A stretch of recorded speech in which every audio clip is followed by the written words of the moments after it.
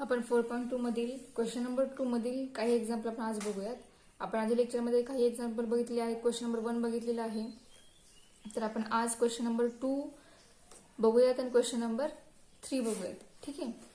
So question number 2 मधील second example आहे integration of 0 to π/4 sec square x upon 3 tan square x plus 4 tan x plus 1 into dx. हे आपलं second example आहे. ठीक आहे. So आपण त्याला आय रिलेटर कन्सिडर केलेलं आहे. आता या एक्झाम्पल मध्ये आपल्याला डायरेक्ट इंटिग्रेशन अप्लाय करता येणार नाहीये, कारण एक्झाम्पल मधील टर्म्स ज्या आहेत त्या टर्म्स डायरेक्ट फाइंड आउट होणार नाही, की त्या टर्मवर डायरेक्ट इंटिग्रेशन अप्लाय करून आपल्याला आन्सर मिळणार नाही. ठीक आहे. सो आपल्याला या ठिकाणी सबस्टिट्यूशन मेथड वापरायची आहे. आपण कोणत्या टर्म बद्दल पुट करायचे एखादं व्हेरिएबल ते ठरवलं पाहिजे सुरुवातीला. तर डिनॉमिनेटरला जे इक्वेशन आहे ते इक्वेशन टॅनच्या फॉर्म मध्ये आहे, बरोबर. म्हणजे आपण टॅन एक्सला वेगळं लेटर कन्सिडर केलं पाहिजे, तर आपल्याला खालती एक इक्वेशन मिळेल ऑर्डर 2चं. ठीक आहे. आणि न्यूमरेटरला सेक्स स्क्वेअर एक्स हे म्हणजे टॅन वरून आपल्याला डेरिव्हेटिव्ह मिळेल, ती मिळेल सेक्स स्क्वेअर एक्स. ठीक आहे. So put tan x is equal to t. This implies derivative of tan x is equal to sec square x into dx is equal to dt. ठीक आहे. So आपण tan x बद्दल T put केला, derivative find out केली आहे. So आता limit change करूया. So when limit as x is equal to 0, this implies t is equal to tan 0 is 0 and x equal to π/4. When x equal to π/4, this implies t is equal to tan π/4 is 1. म्हणजे limit 0 to π/4 मधून change होऊन 0 to 1 आलेलं आहे. So substitute सगळ्या terms आपल्याला काय मिळेल बघा. Therefore I become I equal to integration of 0 to 1 sec square x dx means dt. So 1 upon 3t square plus 4t plus 1 into dt. Okay. So integral of 0 to 1 upon.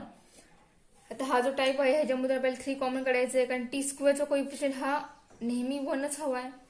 So 3 common काढूयात. आपल्याला काय मिळेल. 3 into bracket T square plus 4/3 into T plus 1/3 into dt. Okay. So 1 upon 3 is constant. 1 upon 3 integration of 0 to 1 upon t square plus 4/3 into t plus 1/3 into dt. आता आपण या टाइपचे example integration इंडिफरंशिएशन मध्ये बघितलेलं आहे. ज्या वेळेला असं एक्झाम्पल किंवा असं इक्वेशन येतं, पॉलिनॉमियल कोणतंही येतं, त्यावेळेला आपण काय करतो, तर त्याची थर्ड टर्म फाइंड करतो. या फर्स्ट आणि सेकंड टर्म मधील थर्ड टर्म कोणती आहे ते फाइंड आउट करतो बाय युजिंग सेकंड टर्म. ठीक आहे. आणि मग ती टर्म आपण ऍड करतो आणि सबट्रॅक्ट करतो. मग तो त्यानुसार आपण फाइंड करूया. आपल्याला फॉर्म्युला आहे. फॉर्म्युला काय आहे तर 1/2 into coefficient of t bracket square. म्हणजे आपल्याला काय मिळेल बघा. 4/3/2 म्हणजे बघा 1/2 into coefficient of t bracket square equal to 1/2 into 4/3 bracket square is equal to 2/3 bracket square. 2/3 square is 4/9. So third term is 4/9. So now I equal to 1 upon 3 integration of 0 to 1 upon t square plus 4/3 t plus 4/9 minus 4/9 plus 1/3 into dt. 1 upon 3 integration of 0 to 1 upon t square plus 4/3 into t plus 4/9. This is the expansion of t plus 2/3 bracket square. Okay. Minus 4/9 plus 1/3. The calculation आपल्याला मिळेल 1/9 into dt. So 1 upon 3 integration of 0 to 1 upon t plus 2/3 bracket square upon 1/9 space 1/3 whole bracket square into dt. Okay. So आपल्याला काय मिळाले 1 upon x square minus a square. So what is the formula of 1 upon x square minus a square? The formula is 1 upon 3 into bracket 1 upon 2a. 2a means 2 into 1 upon 3 into log of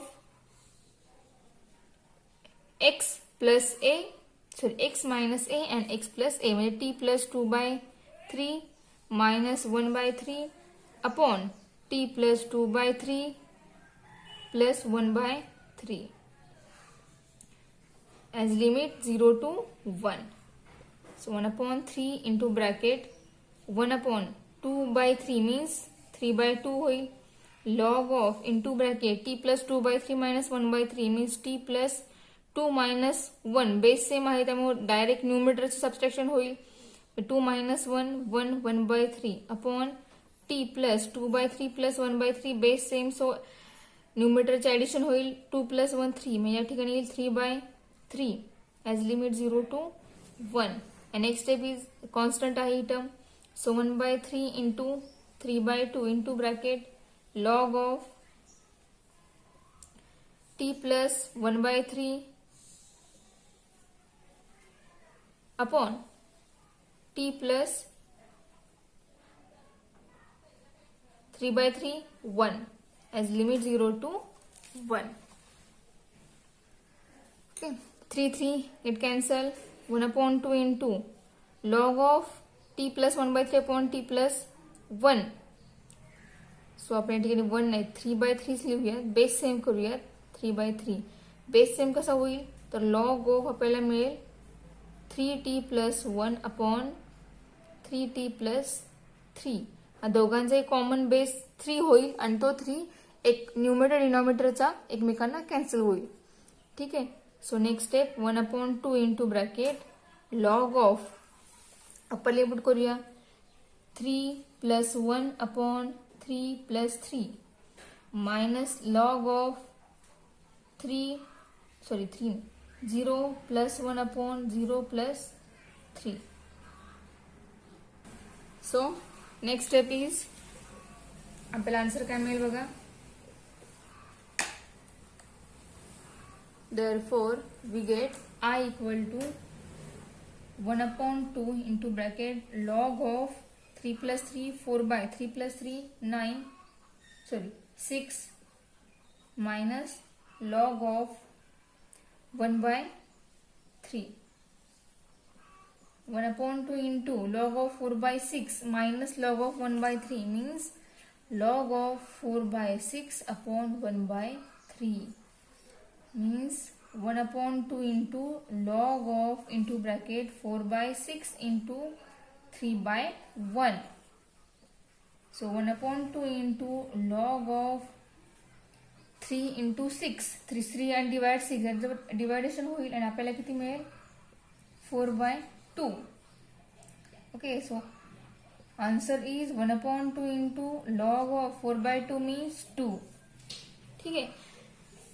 subtraction आहे त्यामुळे लॉगचं काय होणार divide होणार. दोन्ही term एकमेकांना divide होणार. Divide झाल्यानंतर 3 आणि 6 या दोघांनी एकमेकांना कॅन्सल होत आहेत. कॅन्सल होऊन आपल्याला मिळेल 4 by 2 आणि 4 by 2 मधून आपल्याला मिळेल log 2. म्हणजे आपल्या एक्झाम्पलचं सोल्युशन जे आहे ते कम्प्लीट झाले आणि आपल्याला आन्सर मिळाला आहे 1 upon 2 into log 2. ठीक आहे. सो नेक्स्ट एक्झाम्पल आहे 7th नंबरचं एक्झाम्पल. ते एक्झाम्पल बघूयात. तो example number 7 is integration of 0 to pi by 2 cos x upon 1 plus sin x next bracket 2 plus sin x. Okay. So आता ह्या एक्झाम्पल मध्ये ट्रिग्नोमेट्रिक टर्म आलेली आहे आणि डिनॉमिनेटर 2 ब्रॅकेट आहेत. न्यूमरेटरला cos x आहे. यामध्ये सुद्धा आपल्याला सबस्ट्रेट मेथड यूज करायची आहे कारण सबस्ट्रेट मेथड यूज केल्याशिवाय आपल्याला एक्झाम्पल हे पूर्णपणे सॉल्व्ह होणार नाही. So we can substitute sin x is equal to t, then we get cos x into dx by using derivative. Okay, so let integration of 0 to pi by 2 cos x upon 1 plus sin x I equal to and 2 plus sin x into dx. So put sin x is equal to t. This implies By using derivative, we get cos x dx is equal to dt. Okay, so now we can change the limit as t tends to, so when x is equal to 0, this implies t is equal to sine 0 is equal to 0. When x is equal to pi by 2, this implies t is equal to sine pi by 2 is 1. So our limit is 0 to 1. Lower limit is 0 and upper limit is 1. Therefore, I become integration of 0 to 1. Cos x dx means dt. So 1 upon 1 plus t and next bracket 2 plus t into dt. ठीक आहे, term put करून आपल्याला ही step मिळाली आहे. आता तुम्हाला हे example बघून तुम्हाला एक आयडिया आलेली असेल की हे कोणत्या टाइप मधले एक्झाम्पल आहे. ठीक आहे, 1 अपॉन 2 ब्रॅकेट एकमेकांना मल्टिप्लाय दिसत आहेत. मग साहजिक हे एक्झाम्पल पार्शियल फ्रॅक्शन या टाइप मधलं आहे. मग आपले पार्शियल फ्रॅक्शन यूज करून आपण ही टर्म कशी एक्सप्रेस करू शकतो हे तुम्हाला माहिती आहे. आपण तो टाइप यूज करूया आणि आपले एक्झाम्पल सॉल्व करूया. सो वी एक्सप्रेस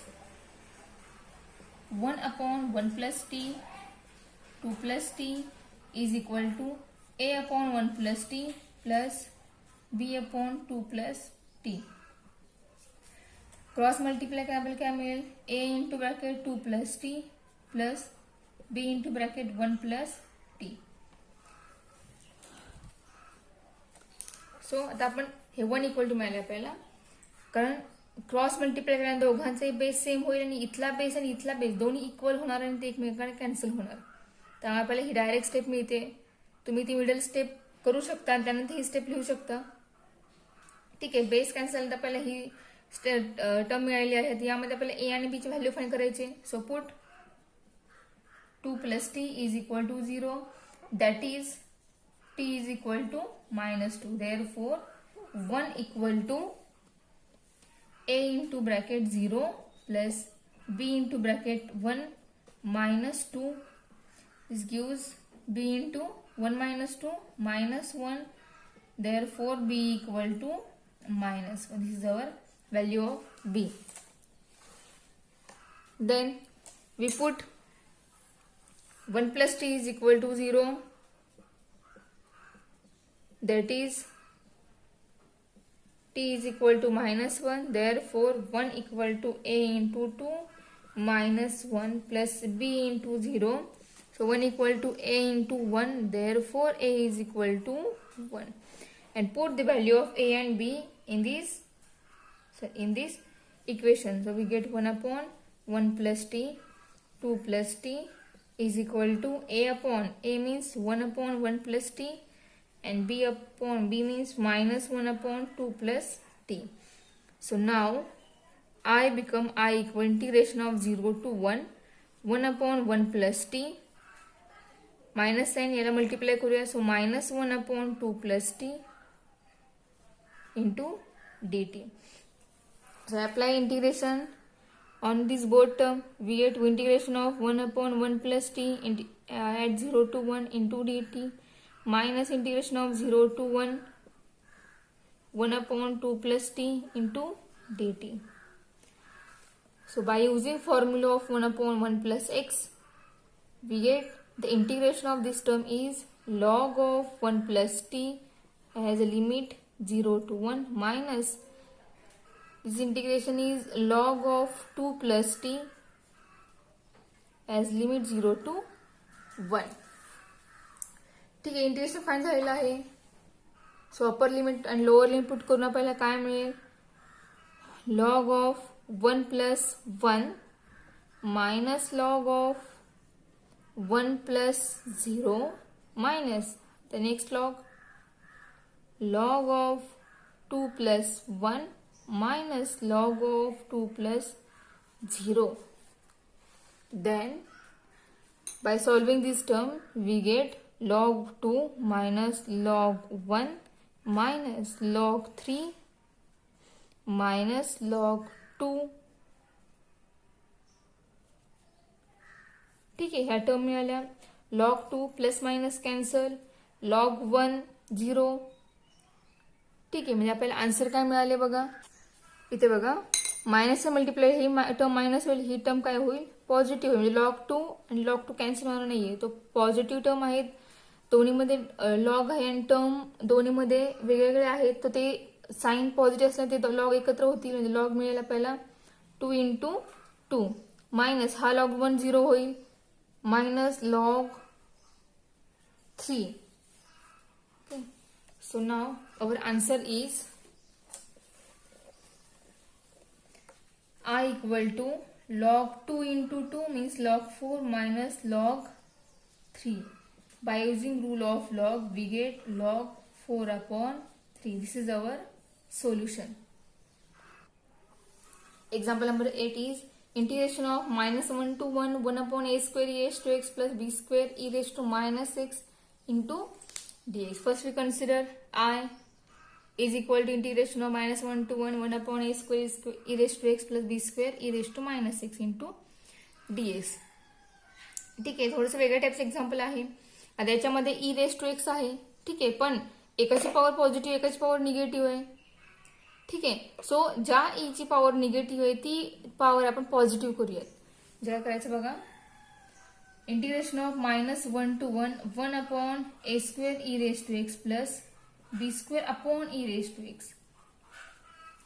ठीक आहे, पॉवर पॉझिटिव्ह झालेली आहे.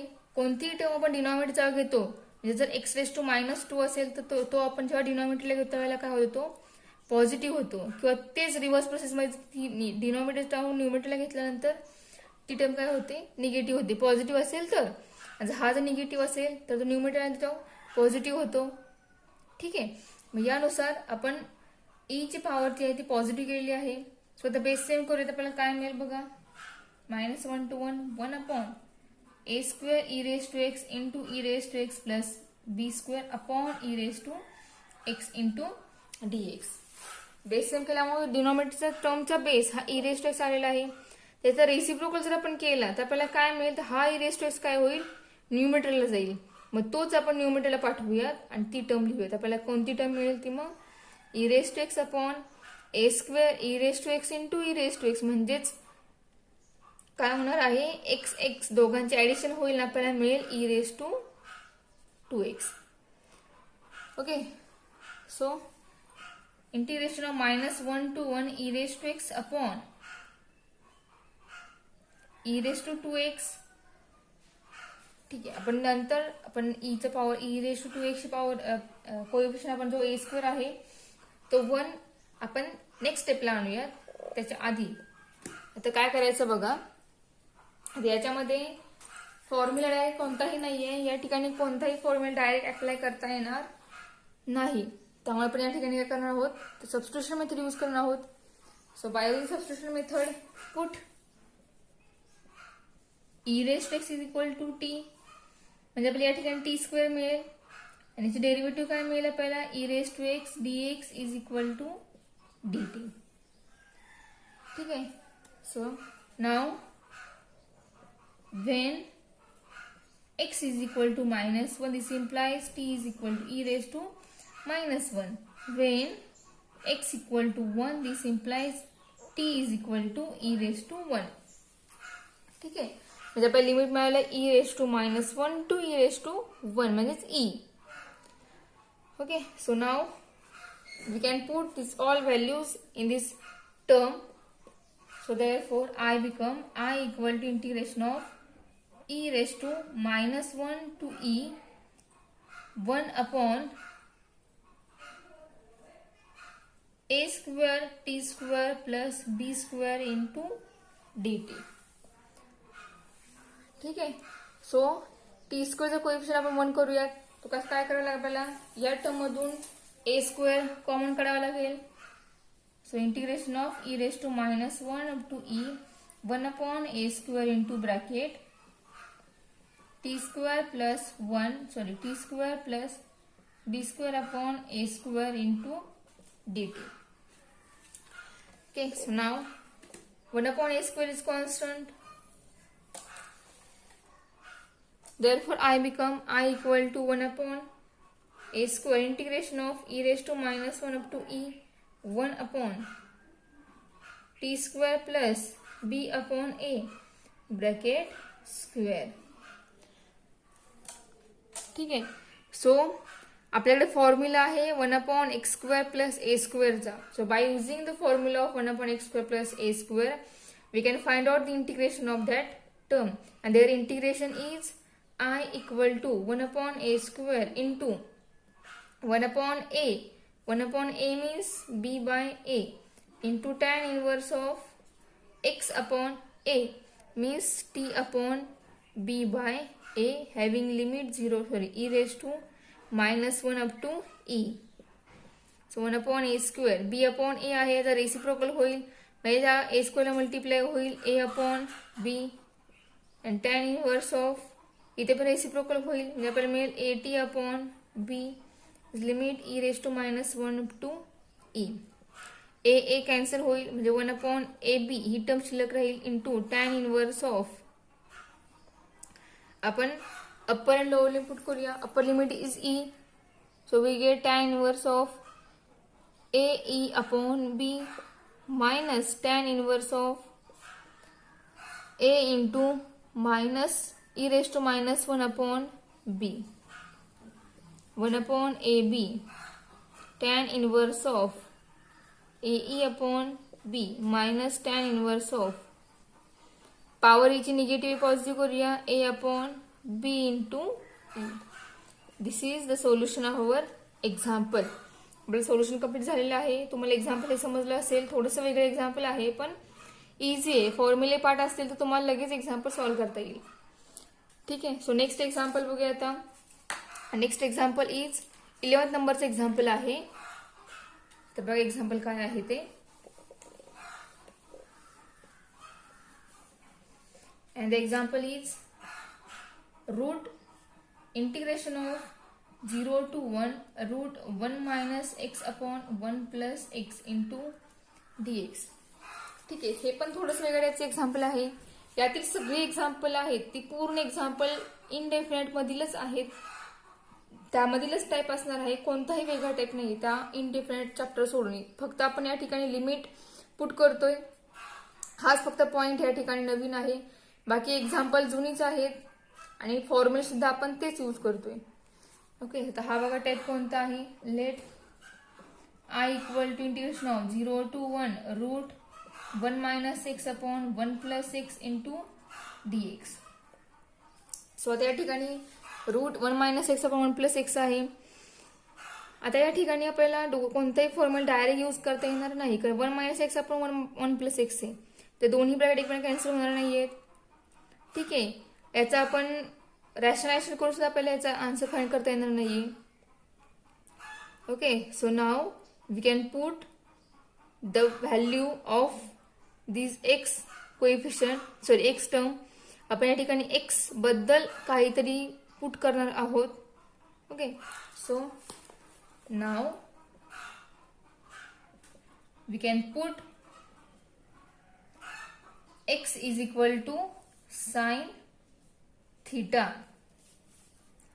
ओके. साइन थीटा का पुट करतोय. 1 minus sine theta is equal to 1 minus sine नाही ना कारण कॉस बद्दल आहे फॉर्म्युला आपला. 1 minus cos theta is equal to 2 sin square theta by 2 आणि 1 plus cos theta is equal to 2 cos square theta by 2. ठीक आहे. ते फॉर्म्युला आपल्याकडे आहे. ते फॉर्म्युला आहे त्यासाठी आपण या ठिकाणी याबद्दल व्हॅल्यू पुट करतोय. आता एक्स बद्दल आपण कॉस मानतोय. dx बद्दल आपल्याला व्हॅल्यू मिळाली पाहिजे. By differentiating this term, we get dx is equal to minus sin theta into d theta. ठीक आहे. So next term is put करायचं पण याबद्दल x बद्दल cos theta म्हणतोय. dx बद्दल आपल्याला sin theta into d theta मिळालेला आहे. तर हे लिमिट x टेन्स टू आहे तर ते चेंज करावं लागेल. थीटा टेन्स टू चे लिमिट आपल्याला आणावं लागेल. So when x is equal to 0, this implies cos theta is equal to 0 is equal to किती cos theta हा 0 असतो तर cos pi by 2 हा 0 असतो. This implies therefore theta is equal to pi by 2. Next, when x equal to 1, this implies cos theta is equal to 1 is equal to किती, cos theta हा 1 असतो, तर cos 0 याची व्हॅल्यू 1 असते. So comparing this cos, both cos, we get theta is equal to 1. ठीक आहे. So I equal integration of 0 असताना आपल्याला मिळालं पाय बाय 2. सो लिमिट आहे pi by 2 to 0 and root 1 minus cos theta upon 1 plus cos theta into minus sin theta into d theta. ठीक आहे. So integration find करूया. पाय by 2 to 0 root 1 minus cos theta means 2 sin square theta by 2 half अँगलचा formula येणार upon 2 cos square theta by 2. आता या ठिकाणी half angle formula आली मायनस साइन थिटा. मग साइन 2 थिटा काय असतो, 2 साइन थिटा कॉस थिटा असतो. आपल्याला हवा आहे साइन थिटा. या ठिकाणी फॉर्म्युला येईल sign theta by 2 sign theta by 2 into cos theta by 2 into d theta. ठीक आहे. रूट आहे, स्क्वेअर आहे, हा 2 कॅन्सल होईल, हा स्क्वेअर आणि हे रूट आहे ते पूर्णपणे कॅन्सल होईल. आपल्याला टर्म मिळेल integration of pi by 2 to 0 root cancel झालेला आहे, sine theta by 2 upon cos theta by 2 into bracket minus sine theta by 2 into cos theta by 2 into d theta. cos theta by 2 both are cancelled and sin theta by 2 into sin theta by 2 we get sin square theta by 2. So integration of pi by 2 to 0 minus sin square theta by 2 into d theta. ठीक आहे. पूर्ण example solve झाले, पण sine square झाला, sign स्क्वेअरचं integration निघतं का, तर नाही. तर आपल्याला साइन स्क्वेअरचं कन्व्हर्जन हे आपल्याला सिंपल फंक्शन मध्ये करावं लागेल. ठीक आहे. सो साइन स्क्वेअर बघा आपल्याकडे फॉर्म्युला कोणता आहे, therefore I equal to integration of pi by 2 to 0 minus into bracket sine square. So आपल्याला 2 इथे आहे, 2 साइन स्क्वेअर थिटा बाय 2 आपल्याला मिळालेला आहे. तर 2 साइन स्क्वेअर थिटा बाय 2 म्हणजेच 1 मायनस कॉस थिटा आहे. सो मायनस आपण कॉमन काढूयात आणि 2 साइन स्क्वेअर थिटा बाय 2 बद्दल फॉर्म्युला वापरूयात. So formula is 1 minus cos theta into d theta minus, दोन टर्म सेपरेट झालेले आहेत, दोघांना आपण इंटिग्रेशन अप्लाय करू शकतो किंवा डायरेक्ट सुद्धा फाइंड करू शकतो. आपण डायरेक्ट फाइंड आउट करूया. डायरेक्ट काय मिळेल आपल्याला इंटिग्रेशन, किंवा आपण सेपरेट अप्लाय करूया, तुम्हाला चांगलं समजेल. Integration of 1 pi by 2 to 0 into d theta minus integration of pi by 2 to 0 cos theta into d theta. Okay. So minus into bracket integration of constant is theta having limit pi by 2 to 0 minus integration of cos is sine theta having limit pi by 2 to 0 minus into bracket limit put करूया upper limit नंतर lower limit. So by putting upper limit we get 0 minus lower limit pi by 2 minus next sin 0 is upper limit minus lower limit sin pi by 2 minus into bracket 0 cancel झालेला minus pi by 2 minus sine 0 0 plus sine pi by 2 1. ओके. सो our answer is by multiplying this minus term we get plus pi by 2 and minus 1. Okay. This is the solution of our example. So आपला question 2 झालेला आहे complete. Question 2 मध्ये काही example राहिली आहे ती तुम्ही बघा, ट्राय करा. जे आपण एक्झाम्पल आता सॉल्व्ह केली ते एक्झाम्पल त्यांचं प्रूफ आहे ते प्रूफ ऑब्झर्व करून व्यवस्थित समजून घेऊन तुम्ही त्यातली नंतर राहिली जी एक्झाम्पल आहेत ती एक्झाम्पल सॉल्व्ह करा. क्वेश्चन 3 आपण नेक्स्ट लेक्चरला बघूयात.